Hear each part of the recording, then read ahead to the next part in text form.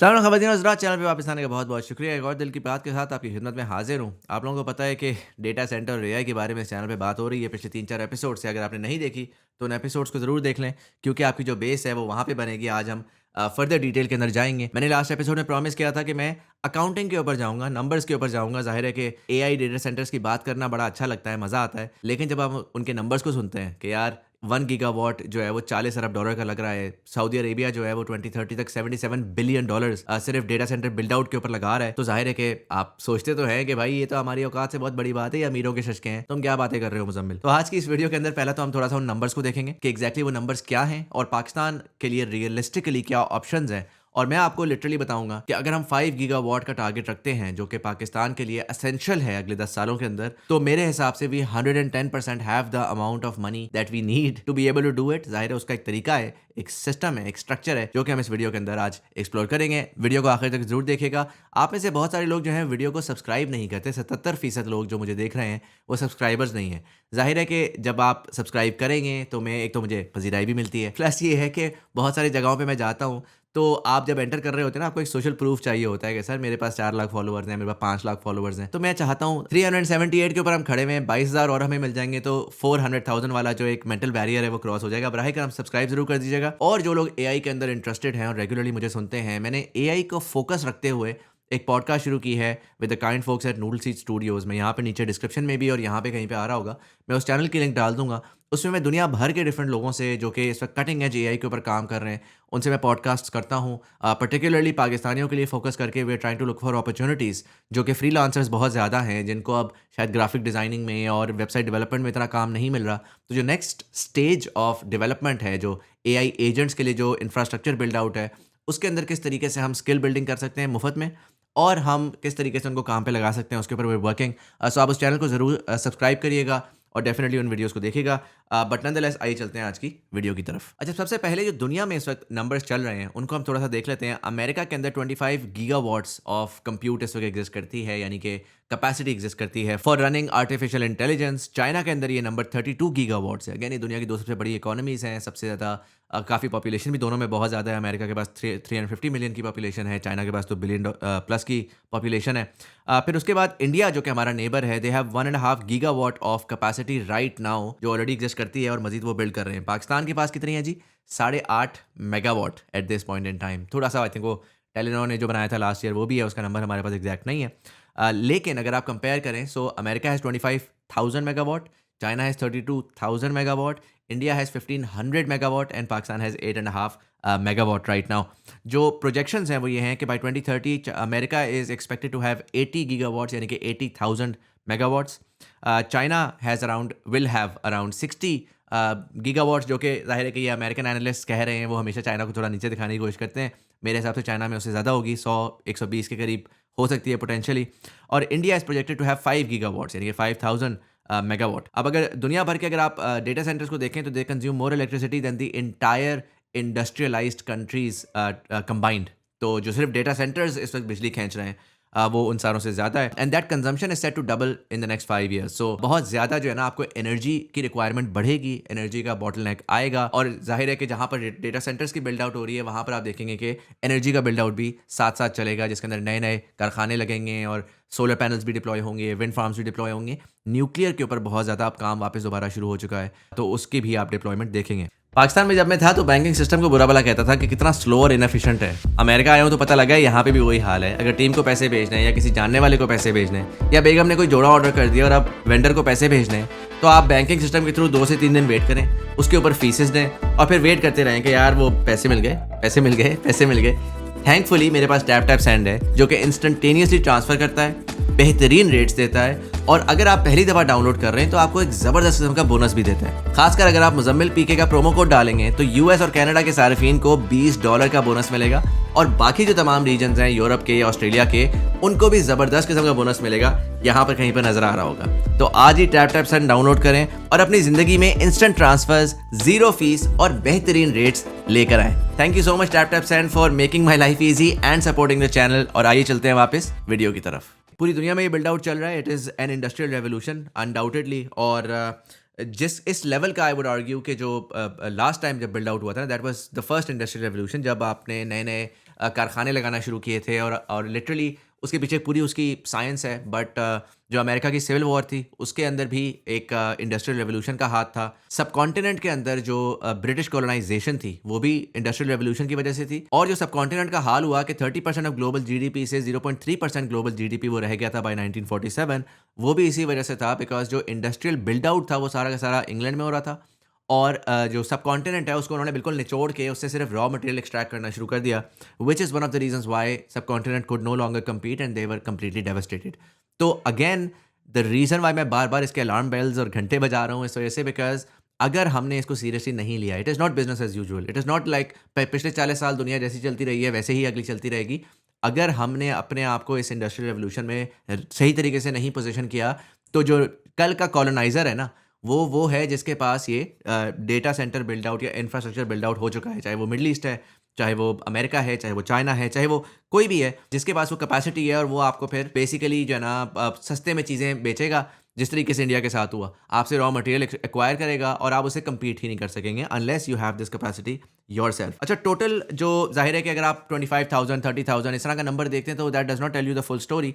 इसको जो सही तरीका है इसको समझने का और एनालाइज करने का, वो पर कैपिटा है कि पर ह्यूमन बीइंग आपके पास कितनी कैपेसिटी प्रोड्यूस हो रही है, क्योंकि उससे आपको आइडिया होता है कि यार एक्चुअली जो इंटेलिजेंस टोटल मैं प्रोड्यूस कर रहा हूँ एज अ कंट्री वो कितनी ज़्यादा है पर ह्यूमन बीइंग। सो अगर आप अमेरिका को देखते हैं, they have around 158 megawatts of data center capacity for every million people. China has around 22 megawatt पर मिलियन। तो अब यहाँ पर आप डिफरेंस देखें कि वाइल रॉ नंबर चाइना का ज़्यादा था, 32 gigawatt of data center capacity versus America 25 gigawatt. चूंकि चाइना की पॉपुलेशन बहुत ज़्यादा है तो पर कैपिटा वो इतनी ज़्यादा कंप्यूट नहीं बना रहे या इतनी ज़्यादा इंटेलिजेंस नहीं प्रोड्यूस कर रहे जितनी अमेरिका कर रहा है, again which is the most developed nation in the world. Meanwhile Europe को भी अगर आप देखें तो Europe has 27। So raw number Europe का आपको इतना नहीं आ रहा, लेकिन चूंकि पॉपुलेशन वहाँ पे कम है तो they have 27 megawatts of data center compute per capita. Pakistan इस वक्त किस जगह पे है जी? Pakistan has 0.04 megawatt of data center compute or AI compute per million people. That's 300th of 1 megawatt per million users. That means America has roughly 800 times more computing power per citizen than we do. 800 times, ये याद रखिएगा, ये कोई 8 times नहीं है, 80 times नहीं है, 800 times एक एवरेज अमेरिकन की इंटेलिजेंस का इंफ्रास्ट्रक्चर अवेलेबल है कंपेयर टू आवर पर्सन। अगर हम वो देखें ना, हम जीडीपी पर कैपिटा का कंपैरिजन करें तो इस टाइम के ऊपर हम 1:80 के रेशो पे चल रहे हैं, या चलें 1:40 के रेशो पे चल रहे हैं कि अमेरिका का एवरेज जीडीपी पर कैपिटा $80,000 है, हमारा एवरेज लेट से हम $2,000 ले लेते हैं। लेकिन जो आपको ये डिफरेंस नज़र आ रहा है ना of the level of intelligence पर पर्सन, ये आपको आज ये दिखा रहा है कि वो जब स्पीड से आगे बढ़ेंगे तो जस्ट टू सिंपली अंडरस्टैंड, अगर आप $2,000 पर कैपिटा पर एनम पे खड़े हुए हैं तो वो फिर 800 टाइम्स आपसे ज़्यादा होंगे, क्योंकि वो 800 टाइम्स पोटेंशियली ज़्यादा प्रोडक्टिविटी प्रोड्यूस कर रहे होंगे। That is what should scare you, that is what you need to think about when thinking about this entire equation कि यार ये हमारे लिए लाइफलाइन है, ये इंडस्ट्रियल रेवोल्यूशन कितनी इंपॉर्टेंट है पाकिस्तान के लिए। सो एग्जैक्टली बेंचमार्क क्या है या नंबर क्या है जो पाकिस्तान को आज चाहिए? अगर हम सिंपल बेंचमार्क करते हैं, अगर जो चाइना के पास आज है 22 मेगावाट्स पर मिलियन यूजर्स, अगर हम उसी को पाकिस्तान के लिए इंप्लीमेंट करने की कोशिश करें तो Pakistan needs about 5.5 gigawatts of compute to match America today. We need closer to 40। लेकिन चलें, हम अमेरिका से नहीं कंपीट करते, जाहिर है अमेरिका बहुत आगे है, there may be a century ahead of us. तो हम कंपेयर करते हैं चाइना से और उसको हम एक नॉर्थ स्टार अपना बना देते हैं। जाहिर है कि हम ये भी कह सकते हैं कि हम इंडिया से कंपेयर करेंगे, लेकिन बाकी सारे तो ग्रो कर रहे हैं ना, वो तो रेस में अभी शुरू हुए हैं। तो हमें अगर एक नॉर्थ स्टार चाहिए तो I think China is a good north star to have right now, which is again 22 megawatts per million person. और ये टारगेट मैं 10 साल का रख रहा हूँ कि 10 साल, आज हम 8.5 मेगावाट पे खड़े हुए हैं ना, तो हमें 10 साल तक 5.5 gigawatts of data center capacity चाहिए, which basically means in a simpler term कि 5,500 मेगावाट जो है वो या डेटा सेंटर्स बिजली कंज्यूम कर रहे होंगे 24/7 एसेंशियली, और उस बिजली से वो इंटेलिजेंस प्रोड्यूस कर रहे होंगे और वो इंटेलिजेंस इवेंचुअली बेच रहे होंगे, चाहे वो एजुकेशनिस्ट को बेच रहे हों, बिजनेसेस को बेच रहे हों, हेल्थ के लोगों को बेच रहे हों, so on and so fourth. अब थोड़ी सी प्राइस की बात करते हैं। एट टुडेज फ्रंटियर प्राइस, जो सबसे लेटेस्ट टेक्नोलॉजी एग्जिस्ट करती है both for close loop cooling systems as well as जो एनवीडिया का लेटेस्ट हार्डवेयर है, तो इट कॉस्ट रफली around $40 billion to make 1 gigawatt of AI data center. इसमें जाहिर है कि बिल्डिंग की भी कॉस्ट है, लैंड की भी कॉस्ट है, लेबर की भी कॉस्ट है, and then almost 50% of the entire cost is the hardware जो कि आप इस्तेमाल करते हैं। मैकेंजी का कहना है कि अगले 4 साल के अंदर जो ओवरऑल दुनिया है वो $7 ट्रिलियन डालेगी AI डेटा सेंटर और AI कंप्यूट बनाने में। तो इससे आपको आइडिया हो रहा है कि पूरी दुनिया में ये इन्वेस्टमेंट कितनी ज़्यादा हो रही है, वो अपने आप को किस तरह रेडी कर रहे हैं फॉर दैट नेक्स्ट स्टेज जो अगली पोस्ट एआई वर्ल्ड आने वाली है, जो पोस्ट एआई इंडस्ट्रियलाइजेशन आने वाली है, उसके लिए किस तरह से रेडी कर रहे हैं। ज़ाहिर है कि हमें भी उसमें पार्टिसिपेट करना है। अच्छा, 5 गीगावाट की जो टोटल प्राइस है ना, वो तकरीबन 200 अरब डॉलर है, जो कि अगर हमने 5 गीगावाट पूरा पाकिस्तान में डिप्लॉय करना है, याद रखिएगा पाकिस्तान का टोटल जीडीपी जो है वो $400 बिलियन है सालाना। तो that's like half of your GDP. It doesn't make sense कि आप वो कर सकते हैं। लेकिन अगेन जब इसको आप 10 साल के ऊपर डिवाइड करते हैं और एक कंपाउंडिंग तरीके से रखते हैं कि पहले आप थोड़ा करेंगे और साइज साइज बढ़ते जाएंगे, तो ये डेफिनेटली पॉसिबल है। And I can give you with numbers कि उससे ज़्यादा पैसा हम बहुत सारी और चीज़ों पे खर्च कर रहे हैं और ज़ाया कर रहे हैं। सो कोई ऐसी कोई रॉकेट साइंस नहीं है। 3 reasons also why I think कि ये ओवरऑल प्राइस वैसे भी इसकी घटेगी, तो जो जो सही एक्सपेंसिव टाइम आएगा ना आपका आज से 3, 4, 5 साल बाद, उस टाइम के ऊपर ऑलरेडी प्राइस कम हो रही होगी। पहली चीज़ ये, नंबर 1 के ऊपर हम जो है वो फुल 1 गीगावाट 2 गीगावाट नहीं लगा रहे, हम थोड़ा सा लगा रहे हैं और ऐसा ऐसा कंपाउंड कर रहे हैं। नंबर 2 के ऊपर कंप्यूट प्राइसेस जो हैं वो कंटिन्यूअसली ईयर ऑन ईयर गिर रही हैं, विच बेसिकली मीन्स कि जो आपका ये 1 गीगावाट लगाने की कॉस्ट है, जो आज से 3 साल पहले थी, वो आज उससे बहुत कम है। आज जो है उससे शायद 3 साल बाद बहुत कम हो।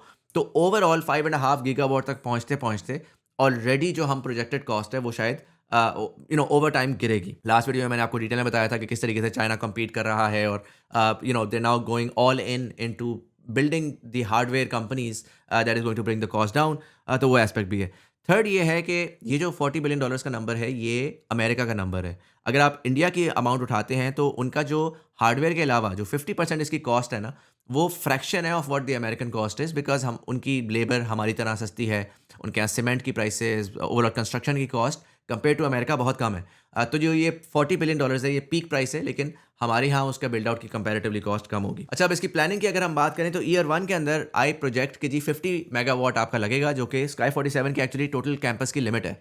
अब उसमें ज़ाहिर है उन्होंने 8.5 मेगावाट लगाया है, उसमें कोई रीजनिंग होगी, उनके पास इनफ फंडिंग नहीं होगी या जो भी उसकी रीजनिंग हो सकती है, लेकिन हमें पता है कि गुल अहमद भी लगा रहा है और भी 2-3 लोगों ने अनाउंसमेंट्स की हैं।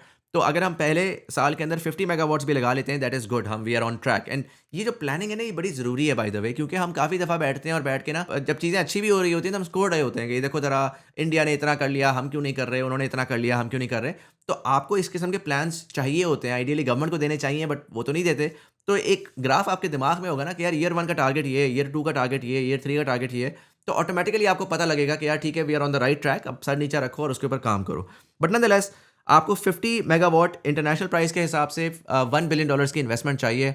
$1 बिलियन आज की तारीख में कोई ऐसा कोई रॉकेट साइंस नहीं है। प्राइवेट कैपिटल इनफ एग्जिस्ट करता है पाकिस्तान में to be able to do that. Year 2 के अंदर आपको 100 मेगावाट मजीद उसके अंदर ऐड करना है, आपने एसेंशियली डबल कर दिया। ईयर 3 के अंदर आप उसको 200 कर दें। अगेन आप एक शेप बनाए ना, तो वो एक ग्राफ इसका एक कंपाउंडिंग एक्सपोनेंट किस्म का बनता है। आप एसेंशियली हर साल डबल कर रहे हैं। अब आप कहेंगे यार ये डबल कर रहे हैं तो बड़ा आसान तूने बता दिया, कोई रॉकेट साइंस तो नहीं है, 50 से 100, 100 से 200, 200 से 400। लेकिन ये याद रखिएगा कि इसको आपने इस वजह से ब्रेक डाउन किया है क्योंकि जैसे जैसे ये डिप्लॉयमेंट्स होती हैं, उसकी वैल्यू भी साथ ही जनरेट होना शुरू हो जाती है और उसकी वजह से आप मजीद अपनी प्रोडक्टिविटी में इजाफा करते हैं। आप अपनी जो ओवरऑल वैल्यू क्रिएशन है, जो अमाउंट अर्नड है, उसके अंदर भी इजाफा कर रहे होते हैं। आपकी इस वक्त सर्विसेज हैं, फॉर एग्जांपल पाकिस्तान के अंदर रफली अराउंड $5 बिलियन सालाना वो निकाल रही हैं, जो कि वो पाकिस्तान लेकर आ रहे हैं। मेरी एक्सपेक्टेशन के हिसाब से वो 10 से 12 अरब डॉलर एक्चुअल है। वो सर्विसेज अगले 5 साल के अंदर ग्रो करेंगी। गोल्डमन सैक्स कहता है कि जी इंडिया की सर्विसेज इंडस्ट्री जो इस वक्त $400 बिलियन पे खड़ी है, वो तकरीबन 2030 तक $900 बिलियन को क्रॉस कर लेगी in a sort of liberal estimate. लेकिन जहां पर एआई हर चीज को डिस्टर्ब कर रही है, वहां पर गोल्डमन सैक्स एक बड़ी डिफरेंट चीज प्रेडिक्ट कर रहा है। और आपको पता है ऑलरेडी वहां पर वो लोग ले ऑफ भी कर रहे हैं, सारा कुछ कर रहे हैं, लेकिन उनके रेवेन्यूज बढ़ी जा रहे हैं क्योंकि वो प्रोडक्टिविटी पर रिसोर्स बढ़ा रहे हैं अपनी। तो शायद हमारे पास बहुत ज़्यादा जॉब्स ना बने, शायद हमारे पास जो bottom of the pyramid freelancer था वो शायद अब वो वैल्यू ना प्रोवाइड कर सके या वो काम ना कर सके। लेकिन जो आपके टॉप के लोग हैं ना, वो अब बहुत ज़्यादा वैल्यू निकाल करके पोटेंशियली ज़्यादा पैसा कमा सकते हैं। तो जैसे जैसे आप कंप्यूट बिल्ड करेंगे, वैसे वैसे आपकी वैल्यू क्रिएशन होगी, वैसे वैसे आपके पास ज़्यादा इनफ रिसोर्सेज एंड फंडिंग आएगी to be able to invest in this as well. By year 5 अगर आप इसका नंबर इसी तरीके से बढ़ाते रहते हैं तो you will then cross 1 full gigawatt of compute. By year 7 you would have crossed 2 gigawatts of compute and by year 5 year 10 आप अगर इस ग्राफ के हिसाब से देखें तो अपना 5 गीगावाट पूरा कर चुके होंगे।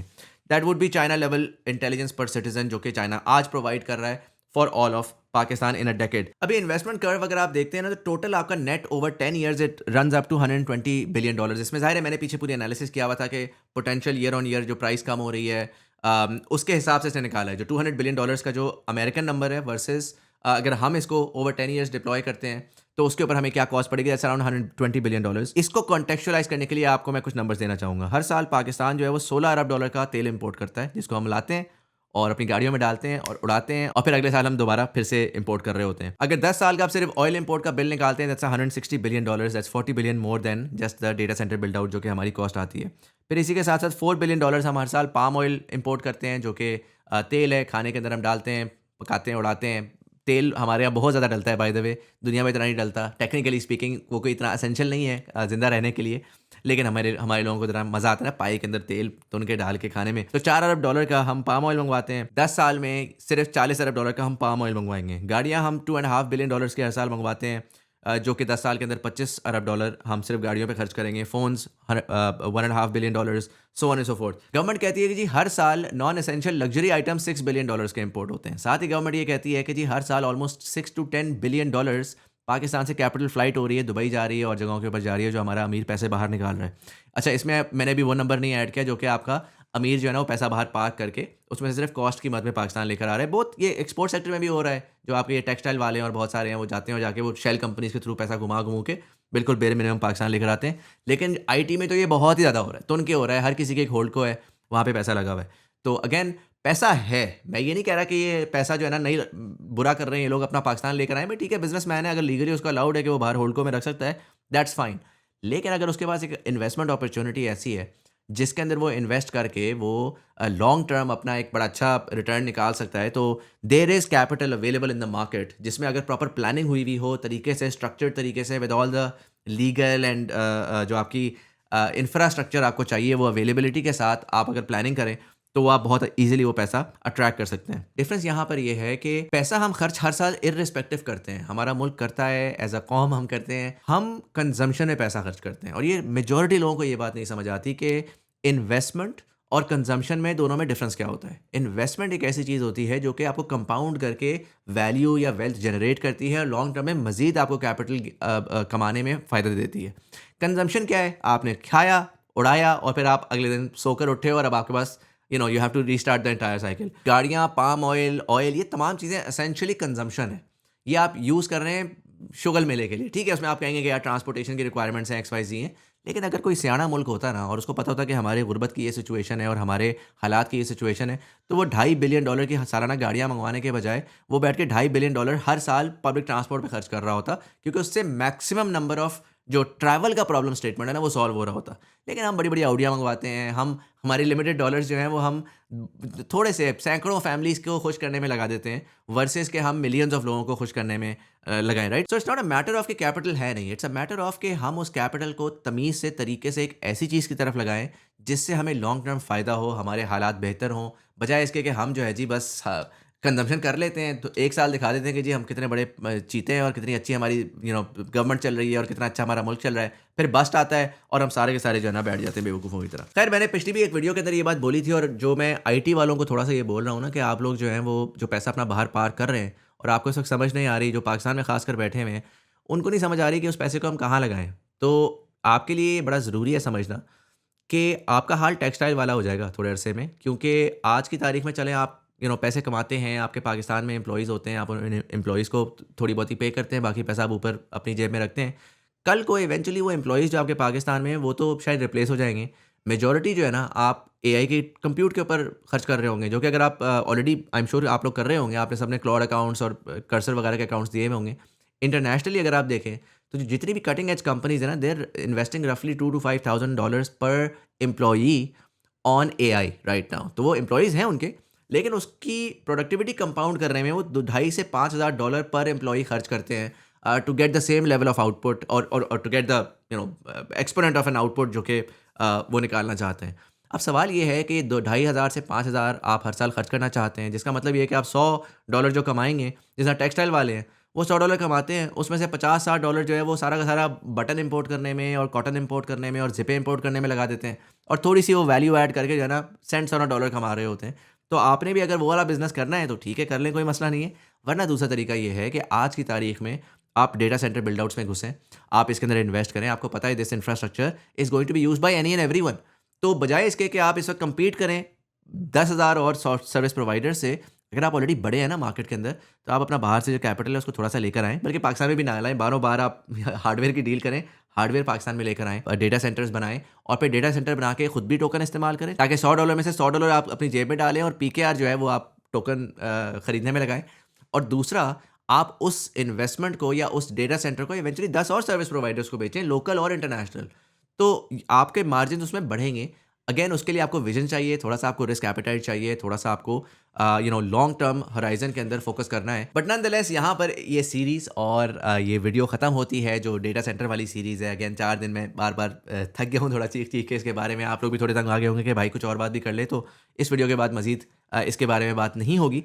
बट बड़ा इंपॉर्टेंट है सर, ये उतना ही इंपॉर्टेंट है जितना न्यूक्लियर बॉम्ब था। मैं पिछले दिनों भी एक साहब से मिला, उन्होंने कहा कि जी देखो ज़रा, पाकिस्तान अगर चल रहा है तो न्यूक्लियर बॉम्ब की वजह से चल रहा है, और everything that we have right now is because of nuclear bomb. ठीक है, अच्छी बात है, उसके ऊपर 10 लोग डिफरेंट आर्ग्यू करेंगे।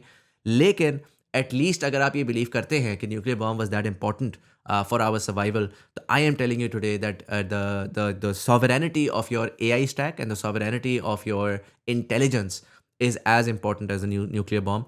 और उसको हमें लाइटली नहीं लेना चाहिए, और मैं इस वजह से पब्लिक के ऊपर इतना ज़्यादा शोर डाल रहा हूँ। और अगर हम सुबह शाम की फालतू की कोई यूट्यूबर की कंट्रोवर्सी या इंस्टाग्रामर ने क्या कर दिया, इस तरह की चीज़ों में लगे रहे और हमने अपने आप को एजुकेट नहीं किया और हमने सही प्रेशर नहीं डाला टू इंश्योर कि यार ये जो डेटा सेंटर बिल्ड आउट पूरी दुनिया में चल रही है, पाकिस्तान में भी हो, तरीके से हो, स्मार्टली हो, और उसके अराउंड हमने राइट इन्वेस्टमेंट व्हीकल्स बिल्ड ना की और राइट इंफ्रास्ट्रक्चर बिल्ड ना किया, तो फिर फिर हम मार खाएँगे। और आई जस्ट फील लाइक के we need to be sure, हमारी जो आम पब्लिक है ना, उसको अपना राइट पुश डालना है इसके ऊपर, ताकि हम खुद कफील हो सकें। हम लोगों ने आज से 50 साल पहले घास खा के एक न्यूक्लियर बॉम्ब बिल्ड किया। आज हमारी कौम बहुत ईज़िली, और मैं आज तो घास भी खाने को नहीं कह रहा, आज तो हम अल्हम्दुलिल्लाह उस वक़्त से बहुत बेहतर हैं। आज हम बैठ के थोड़ा-सा अपना सैक्रिफाइस करके we can build something which will help a lot of our future generations and which will make sure कि इस इंडस्ट्रियल रेवोल्यूशन में हमारा वो हाल ना हो जो कि आज से कुछ सेंचुरीज़ पहले जब ब्रिटिश आकर के हमें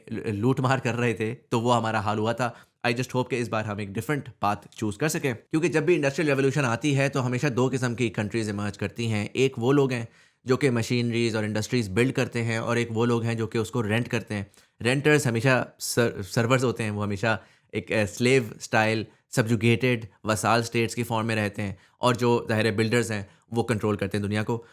तो थोड़ा-सा पैसे लगाने वाली बात है। अब अय्याशी करनी है तो कर लें, कोई मसला नहीं है, पैसा है हमारे पास, लेकिन अगर उसको हम थोड़ा-सा बिल्ड आउट में लगा देंगे, तो लॉन्ग टर्म पे we can potentially be the ones जो कि दुनिया को चला रहे हैं, वर्सेस द वन्स जो कि कॉन्स्टेंटली गंदे पासपोर्ट के साथ दुनिया में ज़लील हो रहे हैं। बट नॉनदलेस आप लोगों के जो कमेंट्स हैं, थॉट्स हैं, उनको मैं कमेंट सेक्शन में ज़रूर सुनना चाहूँगा। मुझे ज़रूर आके बताइएगा कि what do you think about all of this, and whether we can actually do it और नॉट। ज़ाहिर है कि पाकिस्तान में इस वक्त नैरेटिव ऐसा है और एक सेंटिमेंट ऐसा है कि बहुत ज़्यादा लोग आते हैं और आके बहुत बुरा-भला कहते हैं, और बहुत ज़्यादा हमेशा कहते हैं कि तू क्या बातें कर रहा है, तू ये कर, तू वो कर। एक नेगेटिव सेंटिमेंट हमेशा आके ना उन्होंने कमेंट में डालना होता है। अच्छा भाई, मैं क्या करूँ? ये छोड़ दूँ? फिर मैं ऐसा करता हूँ ना, मैं 4 यूट्यूबर्स के बारे में बातें करना शुरू कर देता हूँ और कहता हूँ देखो वो क्या कर रहा है, वो क्या कर रहा है, वो क्या कर रहा है। उससे आपकी ज़िंदगी में क्या फ़र्क पड़ेगा? मतलब क्या पट लेंगे आप उससे? थोड़ा-सा अगर मैं रिसर्च करके आगे कोई पढ़ी-लिखी बात कर रहा हूँ, तो उसको एंगेज करें, उसके अंदर खुद जाके रिसर्च करें, जो बात हो रही है उसको ये ना बोलें कि ओए तू ओ सस्ते अरस्तू, चाइना के अरस्तू, तू क्या बातें कर रहा है? भाई मैं गलत कह रहा हूँ, हर चीज़ मैं गलत कह रहा हूँ। मुझे प्रूव रॉन्ग करने के लिए जाएँ और जाके पढ़ें, तहकीक करें, और तहकीक करके मुझे कमेंट सेक्शन में पढ़े लिखे तरीके से उसका काउंटर दें विद फैक्ट्स, ताकि मैं भी सीखूँ और मैं भी ग्रो करूँ। तो कमेंट ज़रूर करिएगा अगर आप मेरी वीडियोस देखते हैं, and I would love to hear your opinion. Nonetheless, सही मतलब यू आर वाचिंग दिल की बात देखने का बहुत बहुत शुक्रिया, और मैं आपसे मिलता हूँ कल की वीडियो में।